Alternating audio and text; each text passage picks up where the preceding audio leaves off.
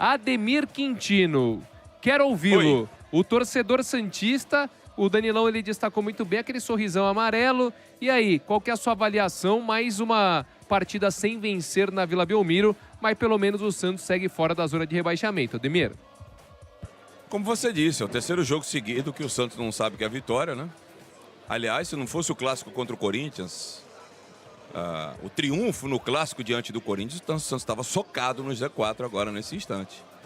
Foi a última vitória do Santos. Depois o Santos acabou perdendo a chance de socar o Vitória definitivamente na zona do rebaixamento, perdendo o jogo aqui, absurdamente. Empatou diante do Botafogo na circunstância que foi, estava perdendo até boa parte do jogo. E hoje aqui foi pro kamikaze. A verdade é essa, Ranieri. Tem que falar a verdade. Primeiro tempo horrível. Aliás, quem acompanhou a partida com as imagens, foi um jogo tecnicamente digno do 16º contra o 18º. Foi muito fraco tecnicamente. Agora, ele foi forte emocionalmente, principalmente quem está envolvido na situação, os torcedores de Fortaleza e do Santos. O Santos no segundo tempo fez alterações aí, trazendo de uma só vez Robinho Júnior, que a gente pedia aqui, Tiquinho e Neymar. O Robinho Júnior ainda está debutando no profissional, mas eu acho que deu uma alternativa do lado direito, não tanto quanto eu queria, do enfrentamento de 1 contra 1. Depois o Martim Palermo, percebendo que o jovem tinha qualidade, colocou um outro lateral lá para fazer a dobra na marcação. O Tiquinho não funcionou no jogo aéreo, a verdade é essa. Aliás, o Tiquinho tem 2 gols até agora com a camisa do Santos. Se não me falha a memória, os 2 de pênalti, cara. No brasileiro, né, Ademir? No geral tem mais. Tem mais? Tá. 2 no brasileiro. Então, mas obrigado, o que acontece com ele, Ademir? Tiquinho Soares era um dos principais centroavantes aí do Brasil até 2 anos. 2 anos atrás. Já estava na descendência. O Santos foi... Me desculpa, acho que o Santos nessa aí... Errou. Foi muito juvenil, para não falar outra coisa, em trazer ele da maneira que foi, pelo valor que foi, pelo valor que ele tem que dispor para pagar os vencimentos. O Tiquinho não tem culpa alguma. Ele estava lá no Rio de Janeiro, foi o Santos que foi atrás dele na negociação com o Jair. Na reserva ele estava, né? Exato, já estava na descendente, com uma idade avançada. No próprio Botafogo já não tinha o mesmo espaço que um dia já teve. Então era meio que tragédia anunciada. Aliás, os reforços do Santos aí no ataque, todos eles não eram soluções e não eram titulares absolutos dos seus times. O Cabadiero no Nacional do Paraguai não tem tanta expressão, aliás, nenhuma, né? Com todo respeito aos paraguaios. O Bilal não jogava no Nice da França, tinha um jogo na temporada. O Lautaro era a 4ª alternativa do Cruzeiro, não jogava desde maio. 4ª alternativa do Cruzeiro. Tem Gabriel, tem Caio Jorge, tem outros atacantes na frente dele. E o Tiquinho, que chegou um pouco antes, também não era titularíssimo no Botafogo. Ou seja, o Santos pegou alternativas de outros clubes que não eram já unanimidades. Então não adianta você contratar em quantidade. O Santos em quantidade contratou 20 atletas desde o começo do ano até agora, e 9 na última janela. Se eu te falar a última janela que o Santos fez, no ataque foi Bilal, Lautaro e Cabadiero. Eu vou começar a chorar aqui, ô André. Nem na Série B, se bobear, esses jogadores aí conseguem jogar, hein, Ademir? Então as alternativas que o Santos encontrou, com todo o respeito, com todo o passado do Alexandre Matos, não foram as melhores possíveis.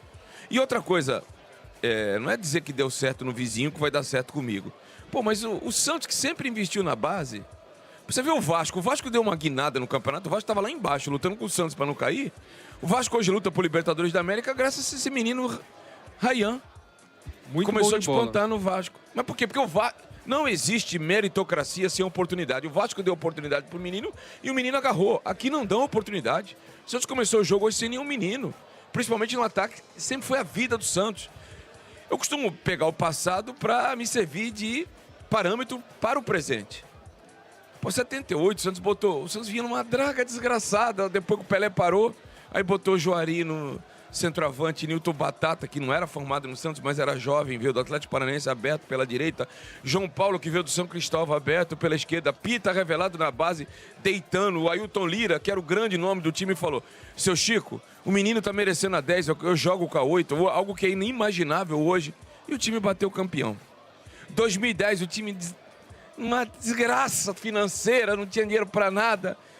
Ganso, Neymar, o Wesley, bateu campeão 3 anos seguidos. E o próprio presidente Luiz Álvaro, à época, dizia o seguinte: o que era para ter sido um Rolling Stones não passou de um The Doors. O que ele quis dizer com isso? Que era para durar 40 anos aí na soberania no futebol brasileiro. Acho até que foi um exagero esses 40 anos, que o Rolling Stones durou 40 anos. E não passou de um The Doors que durou 3 anos no sucesso. Depois o vocalista acho que faleceu e Jim Morrison. perderam. É. E o Santos deitou. Aí você vem aqui para exemplos recentes. Qual foi a alternativa criada em 2018? A venda do Rodrigo para o Real Madrid, que se não deu ganho técnico, financeiro deu muito. Foi a segunda maior venda da história do clube. Gabriel Barbosa, outra venda significativa do clube para a Inter de Milão. Ou seja, o passado mostra para o Santos que as alternativas sempre foram... Ademir, a base só tem pé de rato, pereba, bagre, é o que eu vejo aí na rede social. Porra, essa base é tão bagre assim, tá na final, tirou o Palmeiras, cara. O grande papão do Sub-20, o Palmeiras ganhou tudo, Sul-Americano, Brasileiro, Copa do Brasil. Aí o Santos vai pra semifinal contra o Palmeiras e vai lá e tira o Palmeiras. Será que é tão bagre assim? Será? Não dá pra saber, porque aí eu venho pra minha frase. Não existe meritocracia sem oportunidade. Não deram oportunidade pros meninos. Uma das poucas coisas boas que o Caixinha fez foi dar oportunidade pro Bom Tempo, que apareceu, despontou. Cadê o Bom Tempo? Sumiu. O atual treinador, que me parece não gosta da base. Inacreditável isso, viu, Ademir? Cadê o Bom Tempo? Não, eu ia te perguntar então, isso. Cadê o Bom Tempo? Tá eternamente no banco. O menino Ian tinha a proposta do Vitória. O Carille, que estava lá no Vitória, queria levar ele. Verdade. O Atlético Mineiro queria ele. Não deram oportunidade, ele nem aparece no banco agora. E sabe o Ademir. que o menino ouviu? Que precisava recuperar os jogadores que foram contratados. Pô, aí fica difícil você levantar essa bandeira. Então, eu vejo nos adversários. O Palmeiras foi para a final de Libertadores graças ao menino. O Vasco saiu da posição que estava graças ao menino. Aí o Santos insiste em jogador estrangeiro de quarta, quinta prateleira. Não tô com xenofobia, não. Fosse estrangeiro, mas de qualidade. Não é o caso desses aí que a gente acabou de citar. O Cabadeiro joga? Não. O Bilal joga? Não. Então dá chance para os meninos, pô. Teve gente que se destacou no Campeonato Aspirante ano passado, você não botou um para jogar. O Bom Tempo apareceu, não botou para jogar. Hoje o Robinho foi meio no afogadilho, meio na necessidade, sabe? Eu sei que botar jogador no Palmeiras para jogar, hoje o menino para jogar, ele vai ter muito mais tranquilidade no time arrumado. Mas a dificuldade cria oportunidade. E o Santos está na dificuldade. Você me desculpa, mas eu não acredito que o Santos vai ter sucesso e vai sair dessa situação com Lautaro, com Cabadeiro, com Bilal. Não vai, cara. Então, ou você cria um fato novo, como criou o Abel com o menino Alain, ou você está fadado a correr riscos. E o Santos está correndo riscos. O Santos não está na situação pior porque o Vitória claudicou nas 2 rodadas e porque hoje o Fortaleza aqui, o tal do Moisés, teve a bola do jogo e o Brasão defendeu. Porque senão o Santos está numa situação ainda pior na competição. E tem que perguntar se o Adonis está bem, né? Porque acho que a coluna dele ali virou ao contrário, viu, Ademir? Eu acho que ele foi... Tem 2 hospitais aqui próximos, tá? A Santa Casa de Saúde, que fica a cerca de 500 metros daqui. Inclusive, muita gente estaciona o carro lá no estacionamento da Santa Casa para vir para Vila andando. E ter o conforto e a tranquilidade de deixar o carro num lugar seguro.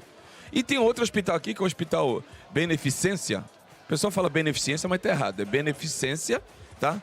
Onde eu já fiquei internado, inclusive, meus familiares estavam contigo até outro dia lá. É aqui do lado, dá para escutar lá. Inclusive, quando tinha jogo na Vila, e eu estava lá convalescente, eu escutava... eu não podia trabalhar, eu estava lá, né? Estava lá com problema no joelhão, o joelhão estava mais inflamado do que o buraco da defesa do Santos.